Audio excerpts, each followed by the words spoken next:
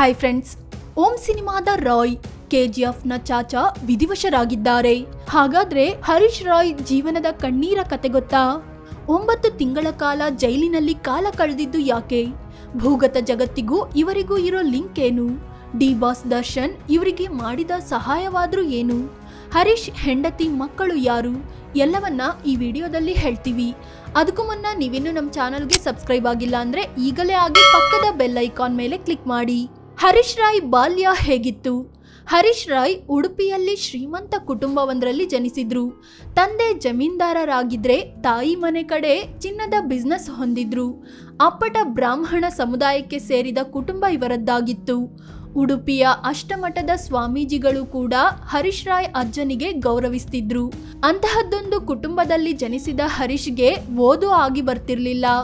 ಚಿಕ್ಕಂದಿನಲ್ಲಿ ಟೈಗರ್ ಪ್ರಭಾಕರ್, ಜಾಕಿ ಚಾನ್ ಸಿನಿಮಾ ನೋಡ್ತಿದ್ದ ಇವರು ಅವರನ್ನೆಲ್ಲ ಪ್ರೇರಣೆಯನ್ನಾಗಿ ತಗೊಳ್ತಿದ್ರು. ಅವರು ಸಿನಿಮಾದಲ್ಲಿ ಮಾಡಿದ್ದನ್ನ ಹರೀಶ್ ಮನೆಯಲ್ಲಿ ಬಂದು ಟ್ರೈ ಮಾಡ್ತಿದ್ರು. ತುಂಬಾ ಕೋಪಿಷ್ಠನಾಗಿದ್ದ ರಾಯ್ ಸಣ್ಣ ಪುಟ್ಟ ಜಗಳಗಳನ್ನ ಮಾಡ್ಕೊಳ್ಳೋದು ಕಾಮನ್ ಆಗಿತ್ತು. ಈ ನಡುವೆ 10ನೇ ಕ್ಲಾಸ್ನಲ್ಲಿದ್ದಾಗ ಏನೋ ಪುಂಡಾಟಿಕೆ ಮಾಡಿ ಶಿಕ್ಷಕರ ಕೈಲಿ ತಗ್ಲಾಕೊಂಡ್ರು. ನಾಳೆ ಸ್ಕೂಲ್ಗೆ ಬರುವಾಗ ತಂದೆನ ಕರ್ಕೊಂಡ್ ಬಾ ಅಂತ ಶಿಕ್ಷಕರು ಹೇಳಿದ್ದೇ ತಡ ಹರೀಶ್ ರಾಯ್ ಉಡುಪಿ ಬಿಟ್ಟು ಬಾಂಬೆಗೆ ಓಡಿ ಹೋಗಿಬಿಟ್ರು. 2 ವರ್ಷ ಬಾಂಬೆ ಲೈಫು ಮತ್ತೆ ವಾಪಸ್.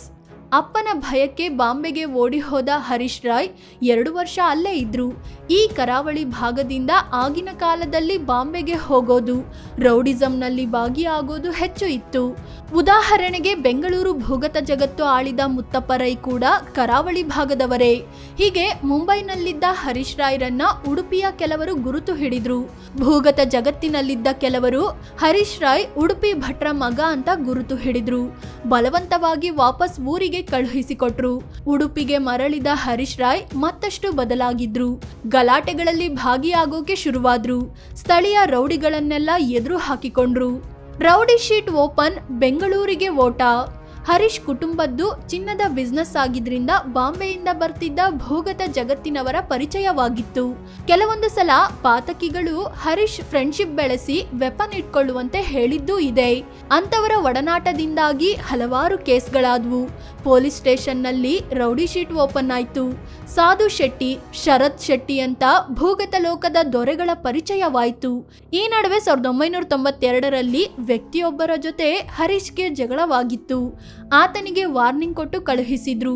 ಆದ್ರೆ ಇದಾದ ಕೆಲವೇ ದಿನಗಳಲ್ಲಿ ಆ ವ್ಯಕ್ತಿಗೆ ಯಾರೋ ಚಾಕು ಇರಿದು ಬಿಟ್ರು. ಆತ ಜೀವಾನೇ ಕಳೆದುಕೊಂಡ. ಹರೀಶ್ ಜೊತೆ ಜಗಳವಾಗಿದ್ರಿಂದ ಈ ಕೊಲೆ ಕೇಸನ್ನು ಹರೀಶ್ ತಲೆಗೆ ಕಟ್ಟಲಾಯಿತು. ಕೇಸ್ ಆದ್ರೂ ತಲೆ ಕೆಡಿಸಿಕೊಳ್ಳದ ಹರೀಶ್ ಊರೇ ಬಿಟ್ಟು ಬೆಂಗಳೂರಿಗೆ ಬಂದ್ರು. ಉಪ್ಪಿ ಪರಿಚಯ, ಸಿನಿಮಾಗೆ ಎಂಟ್ರಿ. 1994ರಲ್ಲಿ ಬೆಂಗಳೂರಿಗೆ ಬಂದ ಹರೀಶ್ಗೆ ಸ್ನೇಹಿತರೊಬ್ಬರ ಮೂಲಕ ಡೈರೆಕ್ಟರ್ ಉಪೇಂದ್ರ ಅವರ ಪರಿಚಯವಾಯಿತು. ಆಗ ಉಪೇಂದ್ರ ಓಂ ಸಿನಿಮಾ ಡೈರೆಕ್ಟ್ ಮಾಡ್ತಿದ್ರು. ತಮ್ಮ ಸಿನಿಮಾದಲ್ಲಿ ಹರೀಶ್ಗೆ ರಾಯ್ ಅನ್ನೋ ಒಂದು ಡಾನ್ ಪಾತ್ರ ಕೊಟ್ರು. ಆ ಒಂದೇ ಒಂದು ಪಾತ್ರದ ಮೂಲಕ ಹರೀಶ್ ರಾಯ್ ಕನ್ನಡ ಸಿನಿರಂಗದಲ್ಲಿ ಒಳ್ಳೆಯ ಖಳನಟನಾಗಿ ಹೊರಹೊಮ್ಮಿದ್ರು. ಸಾಲು ಸಾಲು ಅವಕಾಶಗಳು ಹುಡುಕಿಕೊಂಡು ಬಂದ್ವು. ಮೆಜೆಸ್ಟಿಕ್, ನಲ್ಲ, ಚಕ್ರವರ್ತಿ, ಡೆಡ್ಲಿ ಸೋಮ, ಸಂಜು ವೆಟ್ಸ್ ಗೀತಾ ಸೇರಿದಂತೆ 350ಕ್ಕೂ ಹೆಚ್ಚು ಸಿನಿಮಾಗಳಲ್ಲಿ ನಟಿಸಿ ಸೈ ಎನಿಸಿಕೊಂಡ್ರು. ಸುಮಾರು 30 ವರ್ಷಗಳ ಕಾಲ ಸಿನಿರಂಗದಲ್ಲಿ ಕೆಲಸ ಮಾಡಿದ್ದಾರೆ. ಅದರಲ್ಲೂ ಕೆಜಿಎಫ್ನಲ್ಲಿ ಕಾಸಿಂ ಚಾಚಾ ಪಾತ್ರದಲ್ಲಿ ಬಣ್ಣ ಹಚ್ಚಿದ್ರು. ಈ ಪಾತ್ರದಲ್ಲಿ ಅವರ ಕ್ಯಾ ಚಾಹಿಯೇ ರೇ ತೆರಕೋ ಡೈಲಾಗ್ ತುಂಬಾನೇ ಫೇಮಸ್ ಆಗಿತ್ತು. ಬಣ್ಣದ ಬದುಕಿನಲ್ಲಿ 9 ತಿಂಗಳ ಕರಾಳ ಅಧ್ಯಾಯ. 1992ರಲ್ಲಿ ಇವರ ಮೇಲೆ ಹಾಕಲಾಗಿದ್ದ ಹತ್ಯೆ ಕೇಸ್ ವಿಚಾರಣೆ ನಡೀತಾನೇ ಇತ್ತು. ಅದು 2003. ಹರೀಶ್ ರಾಯ್ ಸಿನಿ ಇಂಡಸ್ಟ್ರಿಗೆ ಬಂದು ಹತ್ತತ್ರ 10 ವರ್ಷ ಆಗಿತ್ತು. ಆಗ ಉಡುಪಿ ಕೋರ್ಟ್ ವಿಚಾರಣೆ ಮುಗಿಸಿ ಹರೀಶ್ ರಾಯ್ ತಪ್ಪಿತಸ್ಥ ಅಂತ ಘೋಷಿಸಿತು.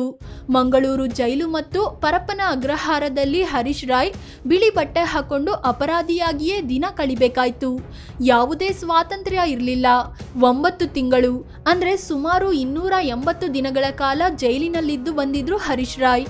ಇವರು ಜೈಲಿಗೆ ಹೋಗುವಾಗ ಮಗನಿಗೆ ಜಸ್ಟ್ 2.5 ತಿಂಗಳು ಆಗಿತ್ತು ಅಷ್ಟೇ. ಈ ಟೈಮಲ್ಲಿ ಪತ್ನಿಗೆ ತುಂಬಾ ಕಷ್ಟ ಆಯಿತು. ಆದ್ರೂ ದರ್ಶನ್ ಬೆನ್ನಿಗೆ ವಿಜಯಲಕ್ಷ್ಮಿ ನಿಂತ ಹಾಗೆ ಹರೀಶ್ ರಾಯ್ ಬೆನ್ನಿಗೂ ಅವರ ಹೆಂಡತಿ ನಿಂತರು. ಹರೀಶ್ ರಾಯ್ ಜೈಲಿನಲ್ಲಿದ್ದಾಗ ಮುತ್ತಪ್ಪ ರೈ ಕೂಡ ಅದೇ ಜೈಲಿನಲ್ಲಿದ್ರು. ಇಬ್ರು ಕರಾವಳಿ ಭಾಗದವರಾಗಿದ್ರಿಂದ ಬೇಗನೆ ಪರಿಚಯವಾಯ್ತು. ಅವರ ಹೆಲ್ಪ್ನಿಂದ ಹೈಕೋರ್ಟ್ನಲ್ಲಿ ನಿರಪರಾಧಿ ಅಂತ ಪ್ರೂವ್ ಆಗಿ ರಿಲೀಸ್ ಆದೆ ಅಂತ ಹರೀಶ್ ಹೇಳ್ಕೊಂಡಿದ್ದಾರೆ. ಅನಾರೋಗ್ಯವಿದ್ದಾಗ ದರ್ಶನ್ ಸಹಾಯ. KGF ಪಾರ್ಟ್ 2 ಶೂಟಿಂಗ್ ವೇಳೆ ಹರೀಶ್ ರಾಯ್ಗೆ ಕ್ಯಾನ್ಸರ್ ಇರೋದು ಗೊತ್ತಾಯ್ತು. ಅದು ಕೂಡ 4ನೇ ಸ್ಟೇಜ್ನಲ್ಲಿತ್ತು. ಥೈರಾಯ್ಡ್ನಲ್ಲಿ ಶುರುವಾಗಿದ್ದ ಕ್ಯಾನ್ಸರ್ ಹೊಟ್ಟೆಯವರೆಗೂ ಹಬ್ಬಿತ್ತು. ಟ್ರೀಟ್ಮೆಂಟ್ಗೆ ತಿಂಗಳಿಗೆ ಲಕ್ಷಗಟ್ಟಲೆ ದುಡ್ಡು ಬೇಕಿತ್ತು. ಒಂದು ಇಂಜೆಕ್ಷನ್ಗೆ 3 ಲಕ್ಷ ರೂಪಾಯಿ ಖರ್ಚಾಗ್ತಿತ್ತು. ಕೊನೆಗೆ ಕಿದ್ವಾಯಿ ಆಸ್ಪತ್ರೆಯಲ್ಲಿ ಮೊದಲ ಆಪರೇಷನ್ ಮಾಡಿಸಿಕೊಂಡ್ರು. ಇದಾದ್ಮೇಲೆ ಮೀಡಿಯಾದಲ್ಲಿ ಈ ಬಗ್ಗೆ ಸುದ್ದಿ ಪ್ರಸಾರವಾಯಿತು. ಇದಾದ ಮರುದಿನವೇ ಡಿ-ಬಾಸ್ ದರ್ಶನ್ ಕಡೆಯಿಂದ ಒಂದು ಬ್ಯಾಗ್ ಇವರ ಮನೆಗೆ ಬಂದಿತ್ತು. ಅದರಲ್ಲಿ ಹರೀಶ್ ರಾಯ್ ಅವರಿಗೆ ಅಂತ ಒಂದಷ್ಟು ದುಡ್ಡಿತ್ತು. ಜೊತೆಗೆ ಕರೆ ಮಾಡಿ ಮಾತನಾಡಿದ್ದ ದರ್ಶನ್, ನಮ್ಗೆ ವಿಷಯ ಮೀಡಿಯಾ ಮೂಲಕ ಗೊತ್ತಾಗ್ಬೇಕಾ, ನಮ್ಗೆ ಯಾಕೆ ಹೇಳಿಲ್ಲ ಗುರುಗಳೇ ಅಂತ ಪ್ರಶ್ನಿಸಿದ್ರು. ಜೊತೆಗೆ ತಮ್ಮ ಸ್ನೇಹಿತರ ಬಳಿಯೂ ಡಿಸ್ಕಸ್ ಮಾಡಿ ಮತ್ತೊಂದಷ್ಟು ದುಡ್ಡು ಅರೇಂಜ್ ಮಾಡಿದ್ರು. ರಾಕಿ ಬಾಯ್ ಯಶ್ ಕೂಡ ವಿಷಯ ಗೊತ್ತಾದ ಕೂಡಲೇ ಕಾಲ್ ಮಾಡಿ ಎಷ್ಟು ಖರ್ಚಾದ್ರೂ ಪರವಾಗಿಲ್ಲ, ನಾನ್ ನೋಡ್ಕೊಳ್ತೀನಿ ಅಂತಿದ್ರು. ಇದೇ ಕಾರಣಕ್ಕೆ ದರ್ಶನ್ ಮತ್ತು ಯಶ್ರನ್ನ ನೆನೆದು ನಾನು ಡೈಲಿ ದೀಪ ಹಚ್ತೀನಿ, ಅವರಿಬ್ರು ನನಗೆ ಜೋಡೆತ್ತು, ಜೋಡಿ ದೈವ ಇದ್ದಂತೆ ಅಂತಲೂ ಹರೀಶ್ ಹೇಳ್ಕೊಂಡಿದ್ರು. ಇನ್ನು ಧ್ರುವ ಸರ್ಜಾ, ಪ್ರಶಾಂತ್ ನೀಲ್ ಸೇರಿದಂತೆ ಚಿತ್ರರಂಗದ ಹಲವರು ಹರೀಶ್ಗೆ ನೆರವಾಗಿದ್ರು. ಆದ್ರೆ ಇದೀಗ ಚಿಕಿತ್ಸೆ ಫಲಿಸದೆ ಹರೀಶ್ ಬದುಕಿನ ಪಯಣ ಮುಗಿಸಿದ್ದಾರೆ. ಹರೀಶ್ ರಾಯ್ ಕುಟುಂಬ ಹೇಗಿದೆ? ಹರೀಶ್ ರಾಯ್ ಆರತಿ ಅನ್ನೋರನ್ನ ಪ್ರೀತಿಸಿ ಮದುವೆ ಆದ್ರು. ಇವರದ್ದು 27 ವರ್ಷಗಳ ಕಾಲ ದಾಂಪತ್ಯ ಜೀವನ. ದಂಪತಿಗೆ 2 ಗಂಡು ಮಕ್ಕಳಿದ್ದಾರೆ. ಅವರಲ್ಲಿ ರೋಹಿತ್ ರಾಯ್ಗೆ 23 ವರ್ಷ ವಯಸ್ಸಾಗಿದೆ. ನಾಟಕ, ಮಿಮಿಕ್ರಿ, ಡ್ರಾಮಾಗಳಲ್ಲಿ ಭಾಗಿಯಾಗೋ ಇವರಿಗೆ ತಂದೆ ರೀತಿಯಲ್ಲೇ ನಟನಾಗೋ ಕನಸಿದೆ.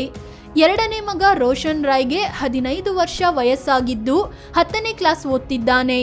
ಫ್ರೆಂಡ್ಸ್, ಇದು ಕನ್ನಡ ಚಿತ್ರರಂಗ ಕಂಡ ಅದ್ಭುತ ಕಳನಟ ಹರೀಶ್ ರಾಯ್ ಜೀವನದ ಬಗ್ಗೆ ಮಾಹಿತಿ ನೀಡೋ ಪ್ರಯತ್ನ. ಇವರ ಬಗ್ಗೆ ನಿಮ್ಗೇನು ಅನ್ಸುತ್ತೆ ಅಂತ ಕಾಮೆಂಟ್ ಮಾಡಿ ಹೇಳಿ. ಅದೇ ರೀತಿ ನೀವಿನ್ನೂ ನಮ್ಮ ಚಾನಲ್ಗೆ ಸಬ್ಸ್ಕ್ರೈಬ್ ಆಗಿಲ್ಲ ಅಂದರೆ ಈಗಲೇ ಆಗಿ ನಮಗೆ ಸಪೋರ್ಟ್ ಮಾಡಿ. ನಿಮ್ಮ ಬೆಂಬಲ ನಮಗೆ ತುಂಬ ಮುಖ್ಯ. ಧನ್ಯವಾದ.